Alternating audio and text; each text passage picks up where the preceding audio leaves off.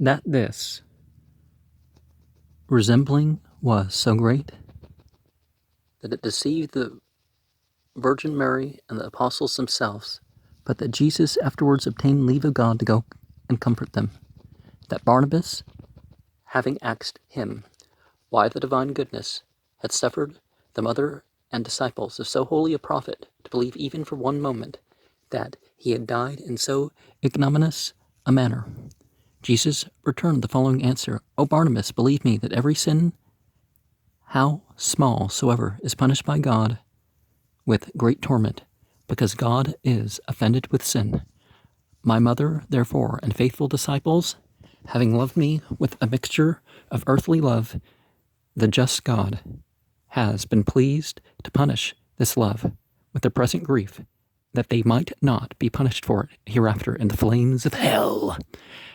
And as for me, though I have myself been blameless in the world, yet other men having called me God and the Son of God, therefore God, that I might not be mocked by the devils at the day of judgment.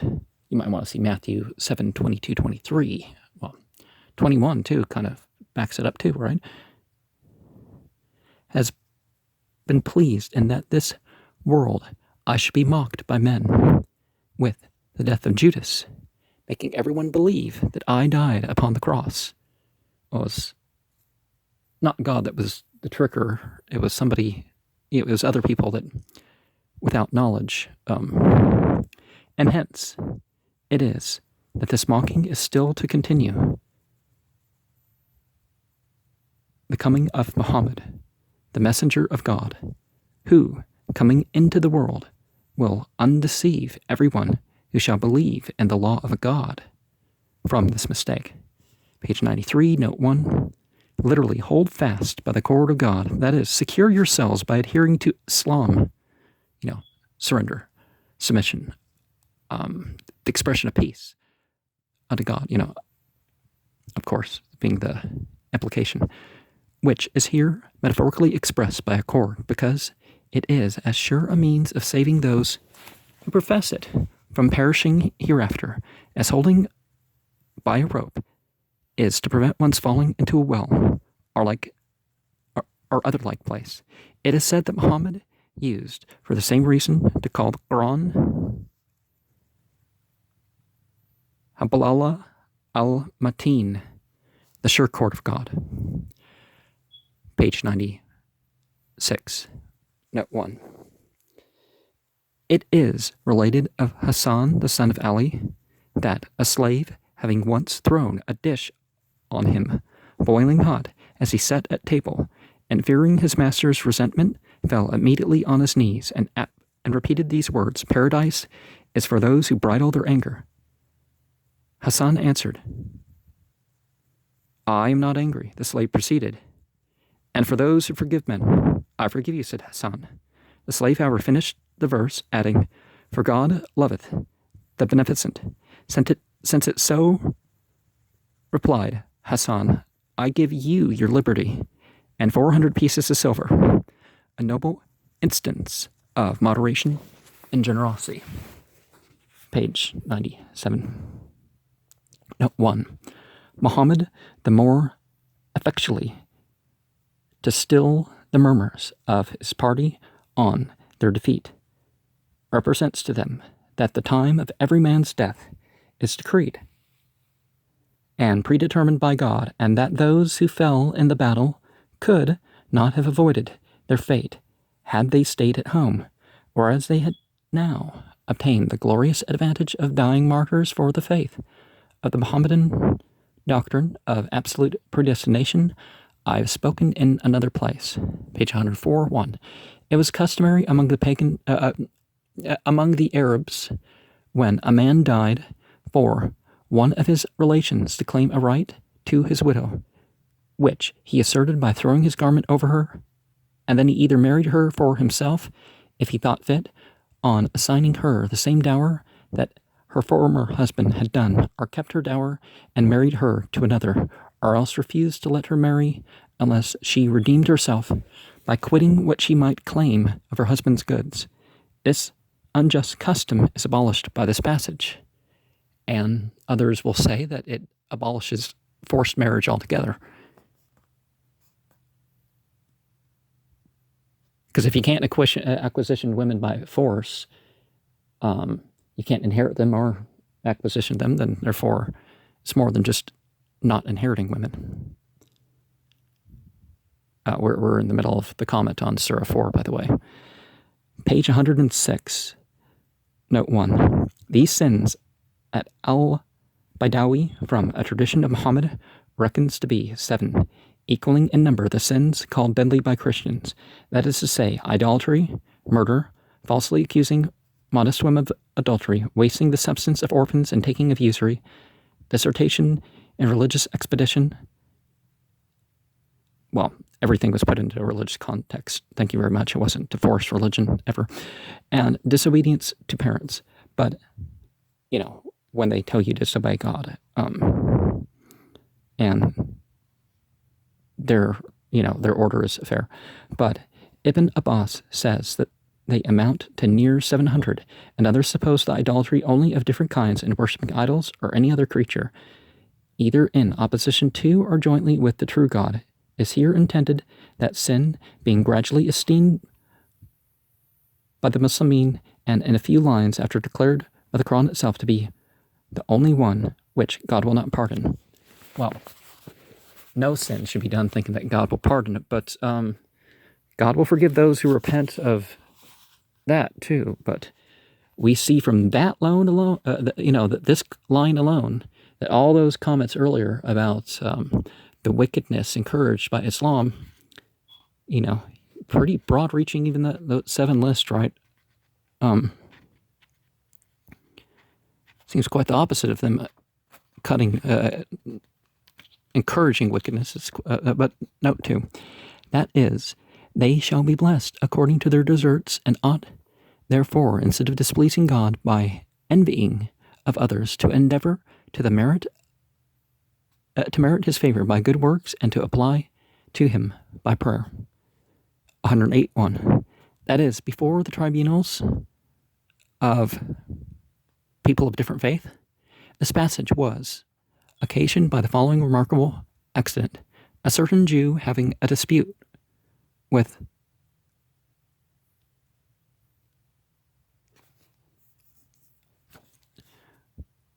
the Muslim, the latter appealed to the judgment of Ka'b ibn al-Ashraf, a principal Jew, and the former to Muhammad, but at length they agreed to refer the matter to the Prophet singly, who, giving it in favor of the Jew, the Muslim refused to acquiesce in his sentence, but would needs have it reheard by Omar, afterward Caliph. When they came to him, the Jew told him that Muhammad had already decided the affair in his favor, but that the other would not submit to his determination. And the Muslim, confessing this to be true, Umar bid them stay a little, and fetching his sword, struck off the obstinate Muslim's head, saying aloud, "This is the reward of him who refuseth to submit to the judgment of God and his apostle." So, Umar and Uthman in particular were known for, Umar, most of all, was known for exaggerating the Islamic position in terms of punishment, even inventing punishments where there was no worldly punishment and that sort of thing. So, people, even though Muhammad wasn't having people beheaded for, off the battlefield and stuff like this, if Umar or one of the Muawiyah, the Umayyad Khalifa did it, people are, going to blame Islam forever. And from this section, Omar had the surname of Al-Faruq, which alludes to his separating that knave's head from his body, and to his distinguishing between truth and falsehood. The name of Tagut, therefore, in this place seems to be given to Ka'ab ibn al-Ashraf. Page 113, note 1. Tima ibn Abirak, the sons of Dhafar, one of Muhammad's companions, stole a coat of mail from his neighbor, Qatada ibn al-Naman, and a bag of meal and hid it at a Jew's at a Jew's name. Okay. Zayd ibn al-Samin. Timma being suspected, the coat of mail was demanded of him, but he denying he knew anything of it, they followed the track of the meal, which had run out through a hole in the bag, to the Jew's house, and there seized it, accusing him of the theft, but he producing witnesses of his own religion, that he had it of Timma, the sons of Dhafar, came to Muhammad and desired him to defend his companion's reputation and condemn the Jew, which he having some thoughts of doing. This passage was revealed to him, reprehending him for his rash intention, and commanding him to judge not according to his own prejudice and opinion, but according to the merit of the case. Did George Sale just inadvertently admit something that the Bible does not admit for Paul and the early Christians? That there was actually straight up revelation, not just writing saying, well, what would a Christian do? Or what would somebody of this faith do? Actually revealed. Page 114, note 1. That is, the promises of God are not to be gained by acting after your own fancies, nor yet after the fancies of those Jews or Christians, but by obeying the commands of God. This passage, they say, was revealed on a dispute which arose between those of the three religions, each preferring his own and condemning the others. Some, however, suppose the persons here spoken to in the second person, which were not the Muslimin, but idolaters, page 115.1. Therefore, the Muslimin usually call that patriarch, as the scripture also does, Khalil Allah, the friend of God, and simply Al-Khalil. And they tell the following story, that Abraham, in a time of dearth, sent to a friend of his in Egypt for a supply of corn, but the friend denied him, saying in his excuse that though there was a famine in their country also, yet had it been for Abraham's own family, he would have sent what he desired, but he knew he wanted it only to entertain his guests and give away to the poor, according to his usual hospitality. The servants whom Abraham had sent on this message, being ashamed to return empty, to conceal the matter from their neighbors, filled their sacks with fine white sand, which in the East pretty much resembles meal. Abraham, being informed by his servants on the return of their ill success, the concern he was under threw him into a sleep. And in the meantime, Sarah, knowing nothing of what had happened, opening one of the sacks, found good flour in it, and immediately set out about making a bread. Abraham, awaking and smelling the new bread, asked her whence she had flour. Why, says she, from your friend in Egypt. Nay, replied the patriarch, it must have come from no other than my friend, God Almighty. Page 116.1. These were the Jews who first believed in Moses and afterwards fell into idolatry by worshipping the golden calf. And although they repented of that, yet, in after ages, rejected the prophets who were sent to them, and particularly Jesus, the son of Mary, and now filled up the measure of their unbelief by rejecting of Mohammed. Page 117.1. Some referring to the relative his to the first antecedent take the meaning to be that no Jew or Christian shall die before he believes in Jesus, for they say that when one of either of those religions is ready to breathe his last and sees the angel of death before him, he shall then believe in that prophet as he ought, though his faith will not then be of any avail. According to tradition of Hajjaj, I don't know these transliterations. Well, they're not transliterations, so that can throw me off sometimes, and because Arabic doesn't have or when a Jew is expiring, the angels will strike him on the back and face and say to him, O thou enemy of God, Jesus was sent as a prophet unto thee, and thou didst not believe on him. To which he will answer, I now believe him to be the servant of God. And to a dying Christian they will say, Jesus was sent as a prophet, and Messiah, of course, unto thee, and thou hast imagined him to be God, or the Son of God. Whereupon he will believe him to be the servant of God only, and his apostle.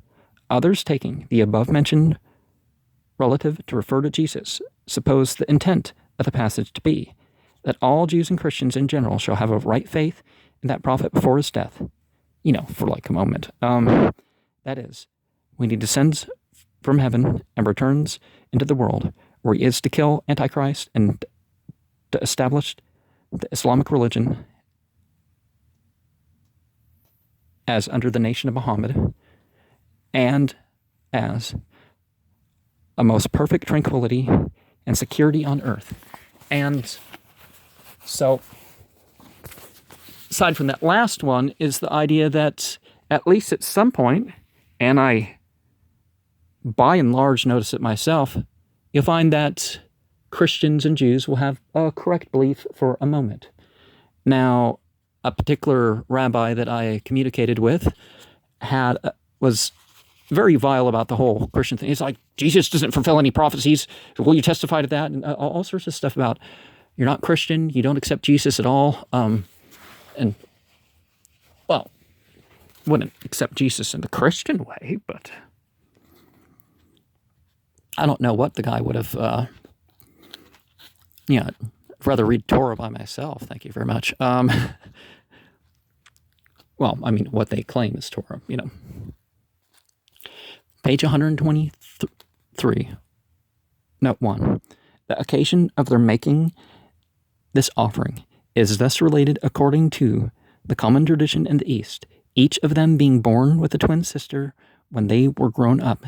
Adam, by God's direction, ordered Cain to marry Abel's twin sister, and that Abel should marry Cain's, for it being the common opinion that marriages ought to be had in the nearest degrees of consanguinity, since they must necessarily marry their sisters. It seems reasonable to suppose they ought to take those of the remoter degree. But this Cain refusing to agree to because his own sister was the handsomest, Adam ordered them to make their offerings to God, thereby referring the dispute to his determination. The commentators say Cain's offering was a sheaf of the very worst of his corn, but Abel's a fat lamb of the best of his flock. Note 2. This isn't troubling because if humanity was so few, it's when you have a choice to marry other than your what became the unlawful degrees later on. We're in chapter 5, comments, by the way. Note 2, i.e. his dead corpse. For Cain, having committed this fratricide, became exceedingly troubled in his mind, and carried the dead body about on his shoulders for a considerable time, not knowing where to conceal it, till it stank horridly. And then God taught him to bury it by the example of a raven, and having killed another raven in his presence, dug a pit with his claws and beak, and buried him therein. For this circumstance of the raven, I don't know if it says that the raven killed the other raven, but a raven died and the other raven buried it. Because you see animals doing that, but they don't necessarily kill each other to do that. For this circumstance of the raven, Mohammed was beholden to the Jews who tell the same story, except only that they make the raven to appear to Adam, and that he thereupon buried his son. That's not good. Even if this wasn't an expensive volume, I damaged the page.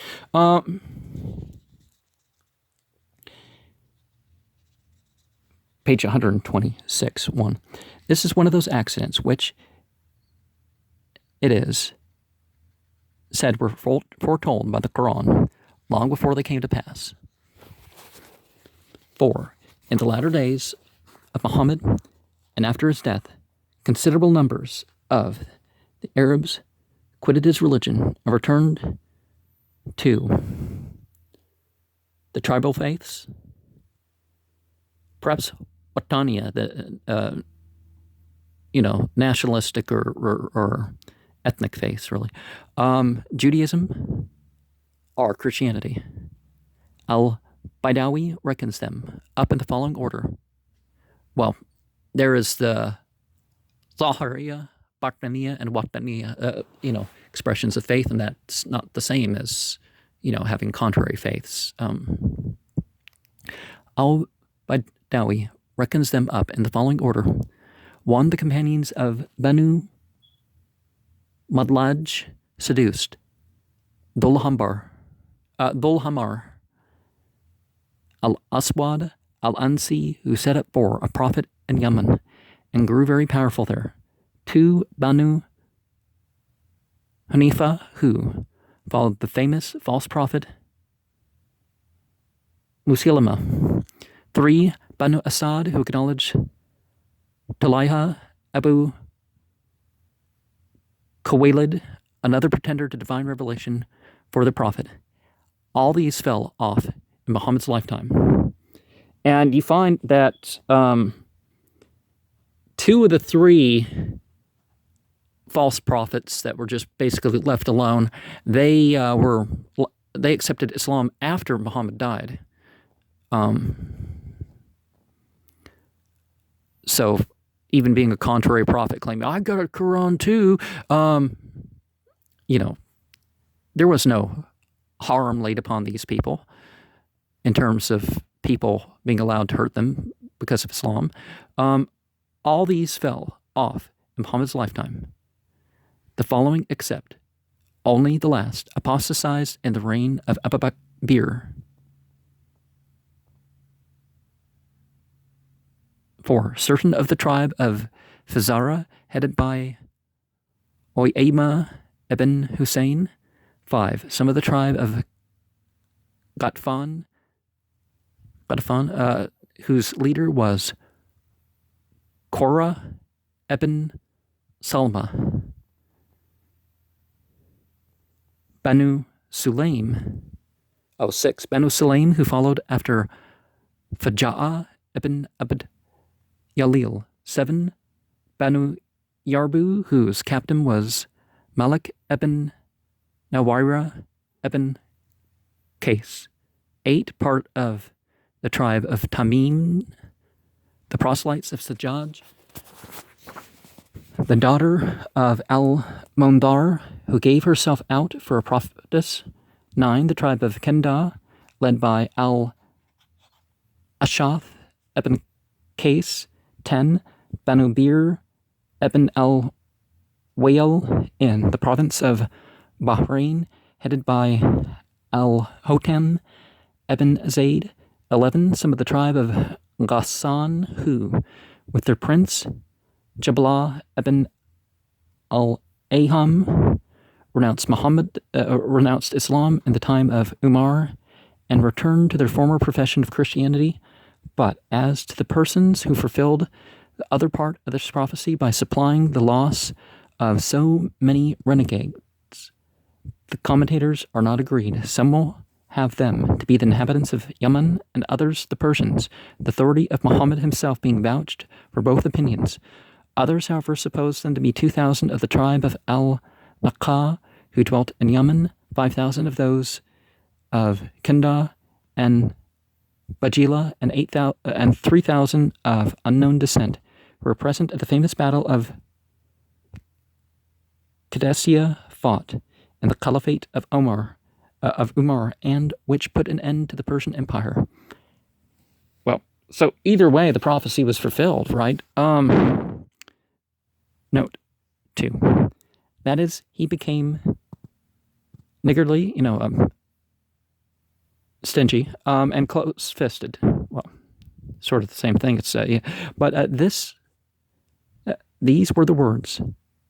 Phineas Eben Azura, another incident, expression of whom almost to the same purpose is mentioned elsewhere when the Jews were much impoverished by dearth, which the commentators will have to be a judgment on them for the rejecting of Mohammed, and the other Jews who heard him, instead of reproving him, expressed their approbation of what he had said.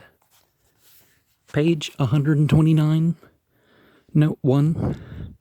The persons directly intended by this passage were either Ashama, king of Ethiopia, and several bishops and priests, who, being assembled for that purpose, heard Ja'afar ibn Abi Talib, who fled to that country in the first flight, read the 29th and 30th, and afterward the 18th and 19th chapters of the Quran, on hearing of which the king and the rest of the company burst into tears and confessed what was delivered therein to be conformable to the truth. That prince himself, in particular, becoming a proselyte to Islam, or else 30, or, as others say, 70 persons. Well, if they had that social structure indicated by the Bible, there could have been 70 under the king. Sent the ambassadors to Mohammed by the same king of Ethiopia, and the prophet himself read the chapter entitled YS, 36, whereupon they began to weep, saying, "How like is this to that which was revealed unto Jesus?" And immediately professed themselves Muslimin. The Bible says that Jesus doesn't speak his own doctrine, but the one of that which sent him. If you read the letter of the Bible and compare it to the teachings of Muhammad, it's a lot less disagreeable than even what I pointed out, that the Bible has more disagreements with itself than the Quran has with it. Page 131. These were the names given by the Arabs to certain camels or sheep, which were turned loose to feed and exempted from common service. In some particular cases, having their ears slit, or some other mark that they might be known, and this they did in honor of what they considered to be their gods, which superstitions are here declared to be no ordinance of God, but the invention of foolish men. Now, people might think that this condemns certain things in the Bible. Yes, it kind of does. They're putting off goats to Azazel, Iblis, Ha-Shatan, but,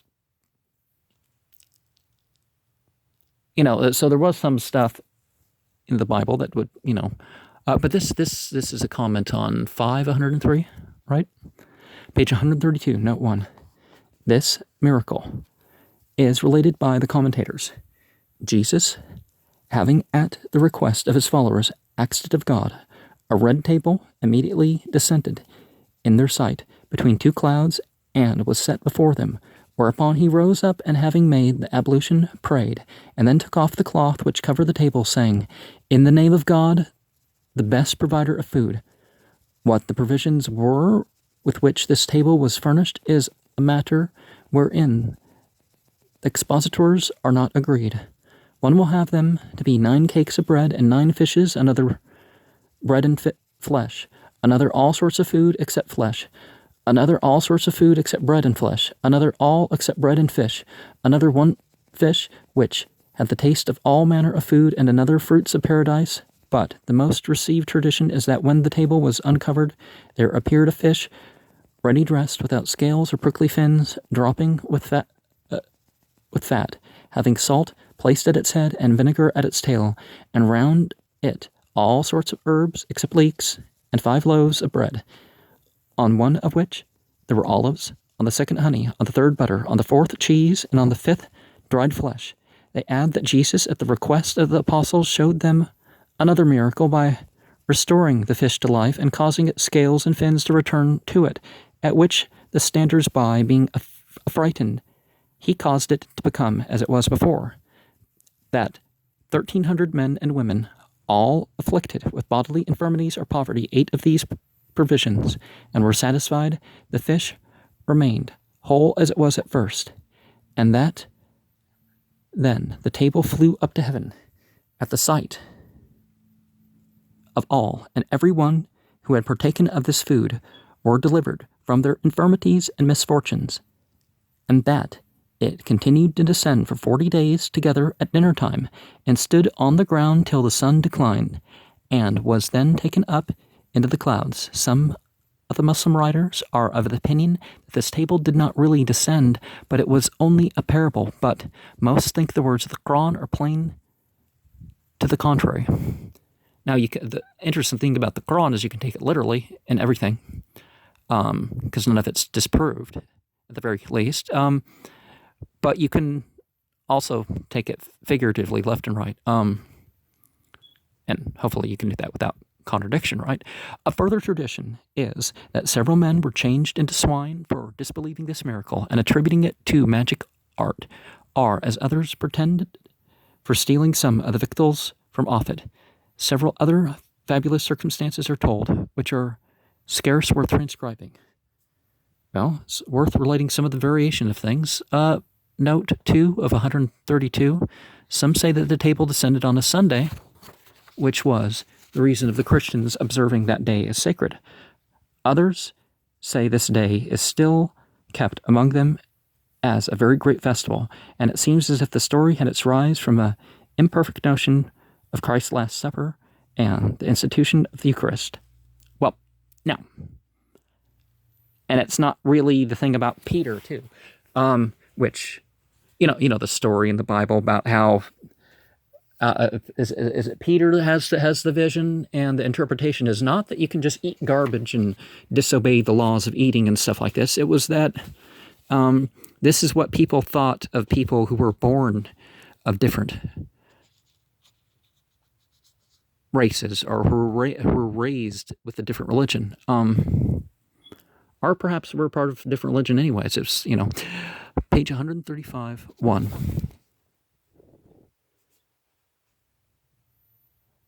When an infidel is not really a translation of any Quranic word that people are called. Well, that people are unfaithful in their duty or whatever, but no, being a non-Muslim is not the same as an infidel. So when they come forth from his grave, it says Jalaluddin, his work should be represented to him under the ugliest form that he ever beheld, having a most deformed countenance, a filthy smell, and a disagreeable voice, so that he shall cry out, God defend me from thee, what art thou? I never saw anything more detestable. To which the figure will answer, Why dost thou wonder at my ugliness? I am thy evil works, that didst ride upon me, while thou wast in the world. But now I will ride